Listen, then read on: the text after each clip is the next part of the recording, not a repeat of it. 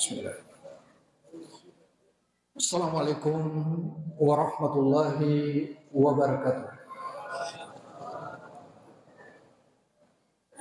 Alhamdulillahilladzi 'allama bil qalam 'allamal insana ma lam ya'lam. Wassalatu wassalamu ala asrafil anbiya'i wal mursalin wa ala alihi wa ashabihi wa man tabi'ahum bi ihsanin ila yaumiddin. Amma ba'd. Hadirin sidang jamaah Isya Tarawih yang dimuliakan oleh Allah Subhanahu wa taala.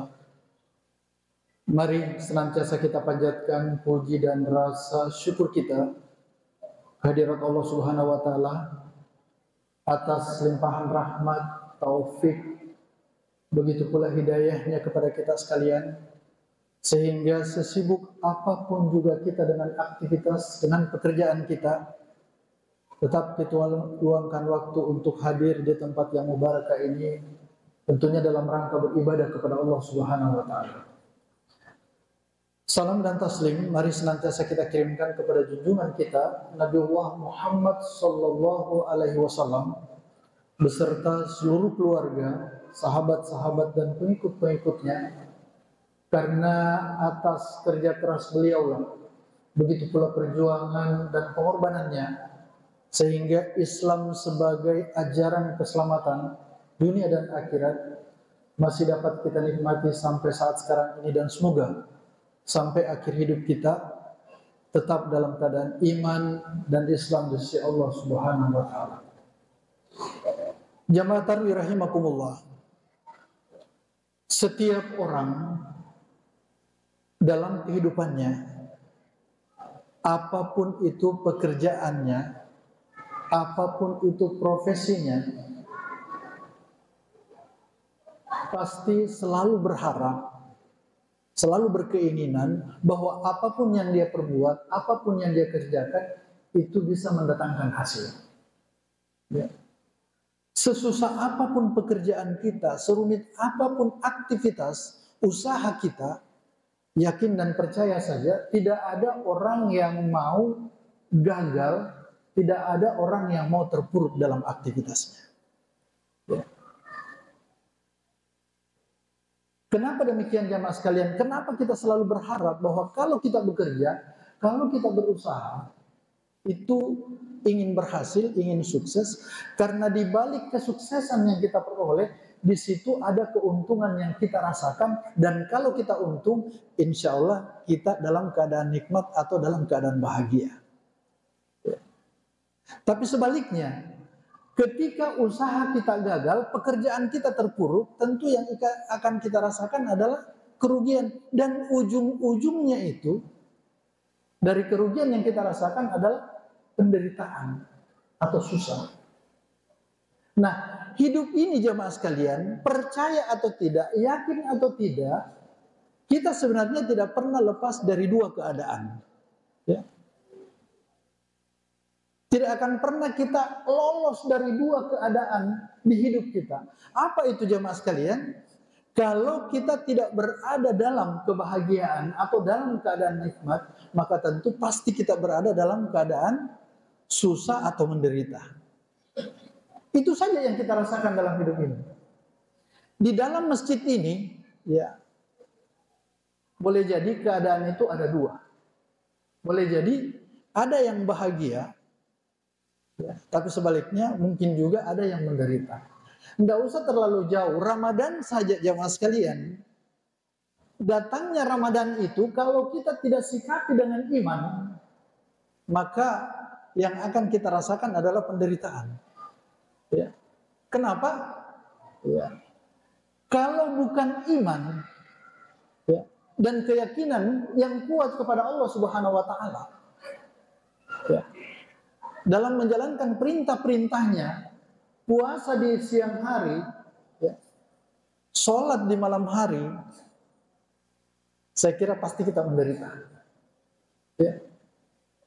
Contoh sederhana, saya tadi dengar perbincangan seorang anak Al-Azhar yang ditanya, diwawancarai, ya, sewaktu dia kuliah di Al-Azhar, Mesir.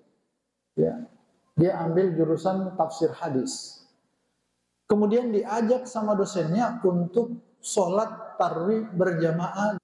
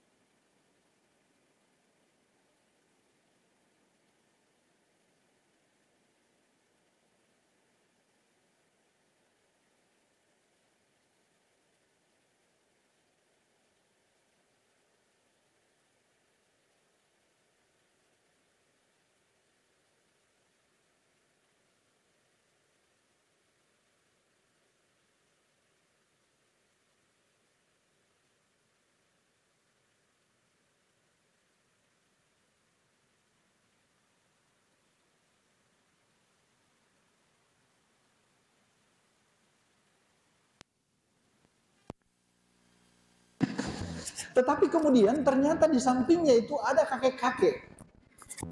Kakek-kakek itu ditanya, Pak, kita tidak capekah sholat yang seperti ini? Dan sudah berapa lama kita ikut bergabung sholat seperti ini?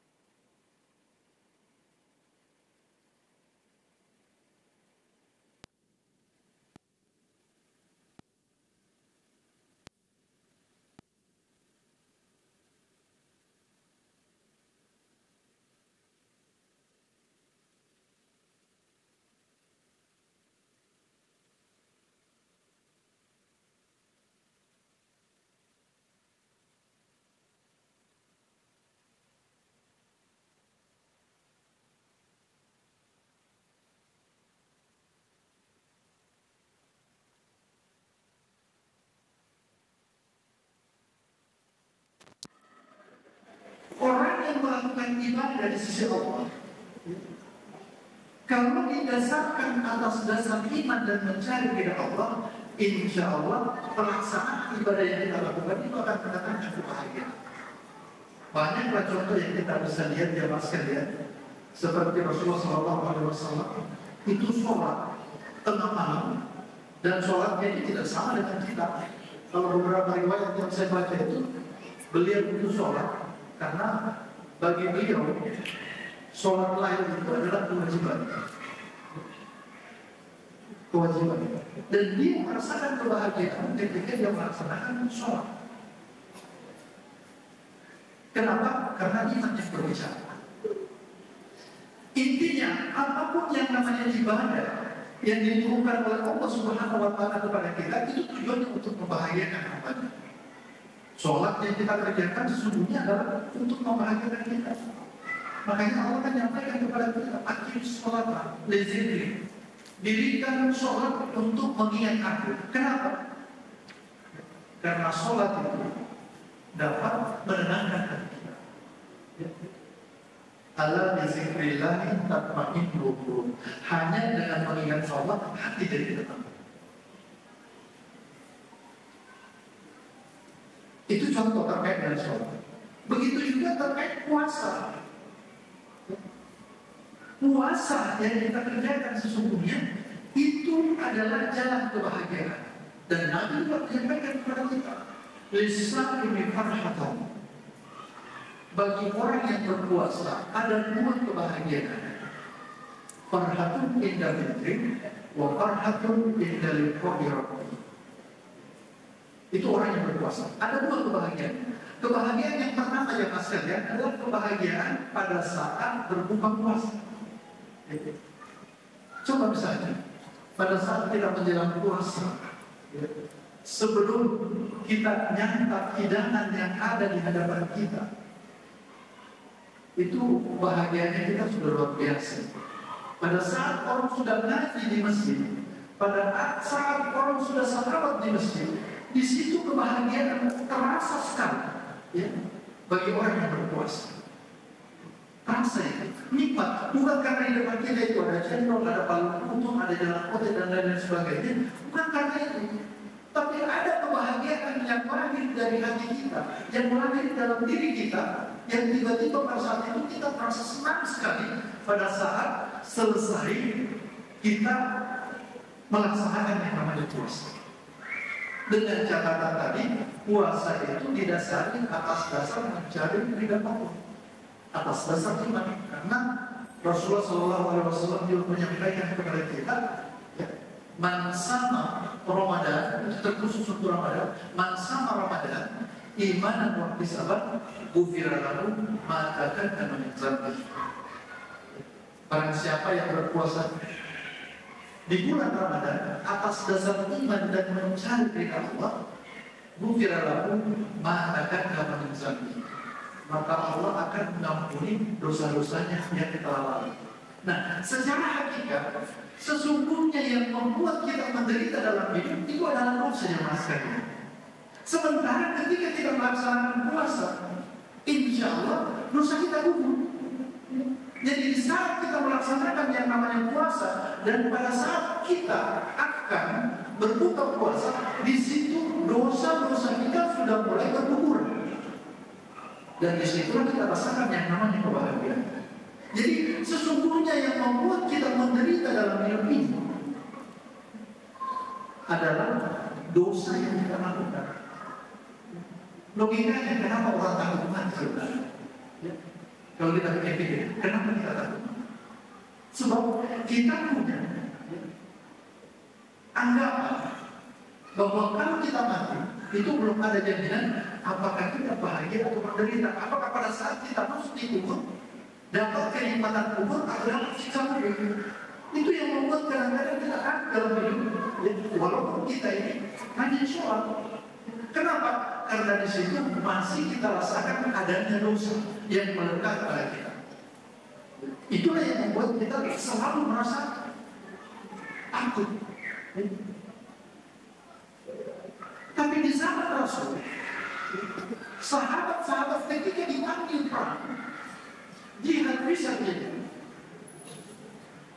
dan berkeyakinan bahwa barang siapa yang mati di jalan Allah itu dijamin masuk surga. Kita lihat berlomba-lomba orang untuk pergi melakukan yang namanya jihad.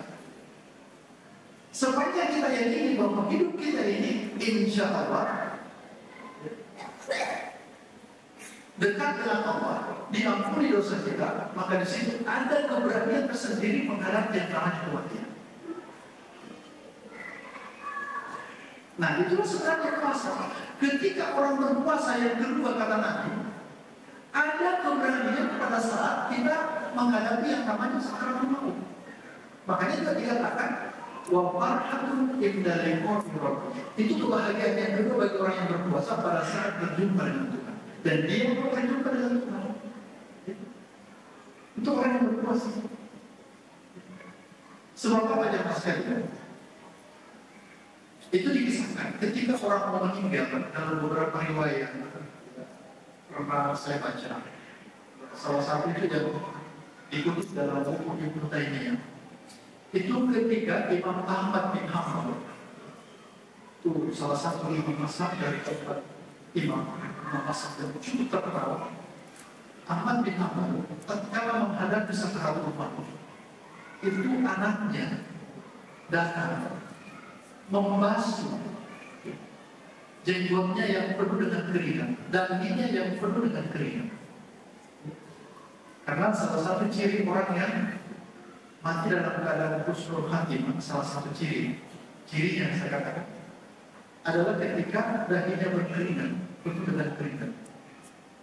Ya, tentunya ada hal-hal lain seperti dia tenang dan yang tidak kalah pentingnya ketika dia mengakhiri hidupnya dengan membaca kalimat La ilaha illallah. Nah, tatkala beliau sakaratul maut itu sampai diperiksa dan ditanya oleh anaknya, bagaimana keadaannya Allah? Dia cuma mengatakan tidak. Ditanya lagi, bagaimana keadaannya Allah? Tidak. Terus anaknya merasa kenapa apa saya? Kata tidak saja yang dia ucapkan. Ternyata setelah sakaratul maut, tiba-tiba karena orang sakaratul maut itu jawab sekalian. Ini belum ada pengalaman sebenarnya. Tapi dari beberapa orang yang saya lihat sakaratul maut itu ada yang gelisah sekali, baik orang beriman maupun tidak beriman. Itu gelisah sekali pada saat dia menghadap sakaratul maut. Dan biasanya kalau orang yang beriman itu jamaah sekalian menghadap sakaratul maut, dia dalam keadaan gelisah, menasah namanya. Kemudian setelah dia gelisah, tiba-tiba dia tersadar, tenang dan bertanya.